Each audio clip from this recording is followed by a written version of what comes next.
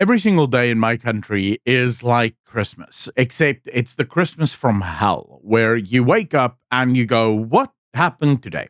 What new, fresh hell does my government and its orbiters have in store for my country?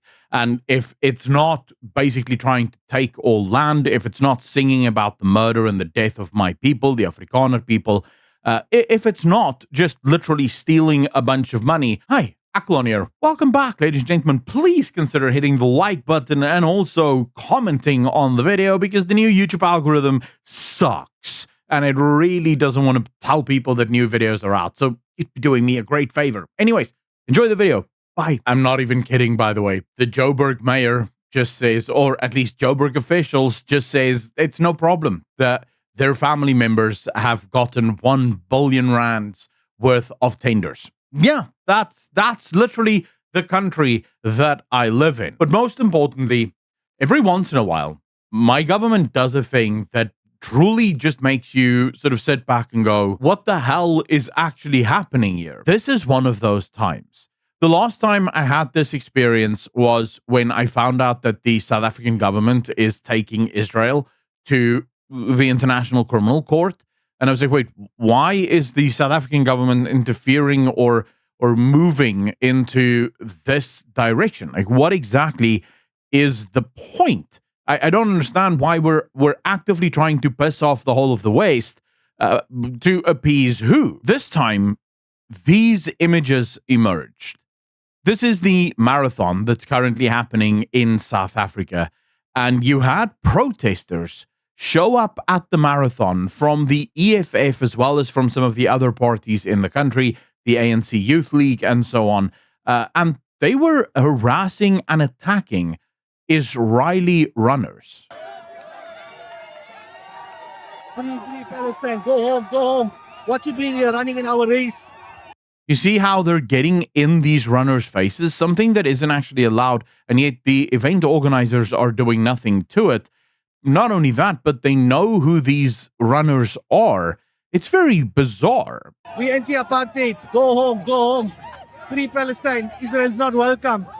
Flip off Israel. Go home, go home. Down with Israel, down. Down with Israel, down.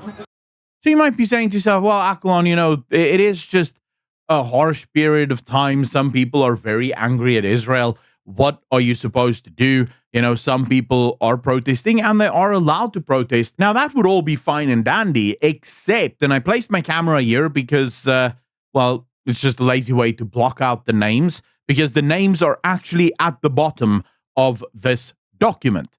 Yes, the African National Congress, the ANC's Youth League, doxed the runners from Israel. They gave all of their names, including their numbers, their participation numbers, including when and where they will be.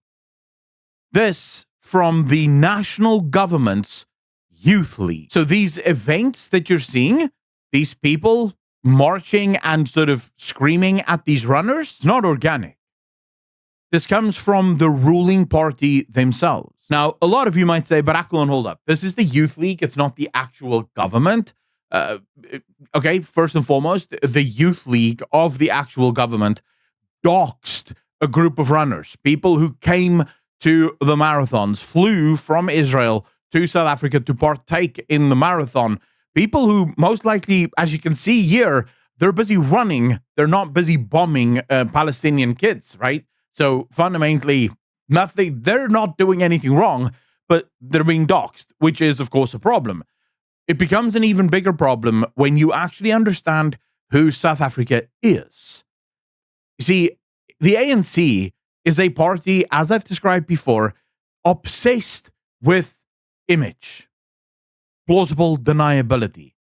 This happens all the time, and South Africans know this. Something will happen in the ANC Youth League, or NUMSA, or Kusatu will say something. This something is absolutely what the government wants to say, except the government knows that they cannot say it. If they say it, they'll be in trouble. So they get one of their lackeys to say it instead, so that they can plausibly deny that, hey, this was the ANC Youth League. We are not behind this, as shown by the fact that nothing has happened to the ANC Youth League.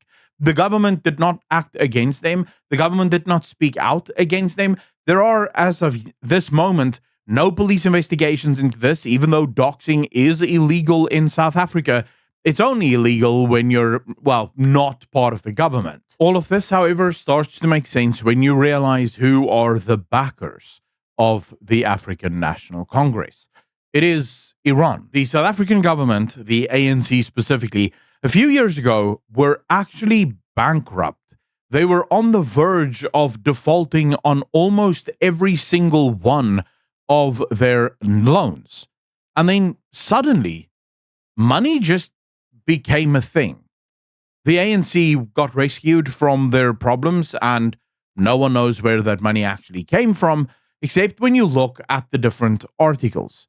When you look at the meetings that happened between South Africa and Iran. This dates back all the way to 2011, 2012. You look at the government and their special relationships with every single enemy of the West and of Israel, from Hamas to the Muslim Brotherhood, which is very, very interesting because South Africa is 85% Christian. South Africa is not a Muslim nation. In fact, Islam is insignificant in South Africa, and yet the government of South Africa is on the side of Muslims every single time. This, of course, is one of the things that Trump himself highlights in his problems with South Africa. And fundamentally, I genuinely think we have a serious issue on our hands, especially now. South Africa is in the limelight. All eyes are on South Africa. Trump is waiting for a reason to sanction and attack South Africa. Obviously not kinetically, but attack South Africa through sanctions, probably individualized sanctions against the leaders of South Africa.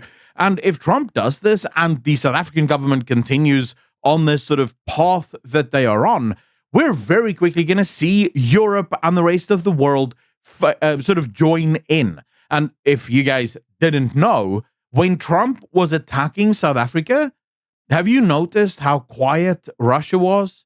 How quiet China was? How quiet all of our supposed allies were? Not a single one of them made a peep. You want to know why they didn't make a peep? Because South Africa is not worth going to war over. South Africa thinks that it is important. And in that, it makes its most fundamental mistake. South Africa isn't important. Not to China, not to Russia, not to Iran. All of these nations are simply using South Africa, making South African leaders think that they are more important than what they actually are. Fundamentally, we're playing with fire. And I think it's about time that we get burnt. Because yes, I realize a lot of people don't want to see the worst case scenarios. A lot of people don't think that, Trump should punish us too harshly, because think of the poor people. I am thinking of the poor people. It is time that the people of South Africa realize who the true enemy is. Our government loves to divide us. Our government loves to say that it's the white people, it's the apartheid system that caused all of this chaos. But once people truly get hungry, once people truly realize that life is no good, hopefully they'll rise up and replace what is a very, very corrupt government. And that will only happen when people finally become so desperate that they can no longer swallow the lies of the ANC. Let me know in the comment section down below how you feel on this entire scenario, and what exactly is your take. Hit the like if you liked, the dislike if you didn't, and I'll see all of you in the next one.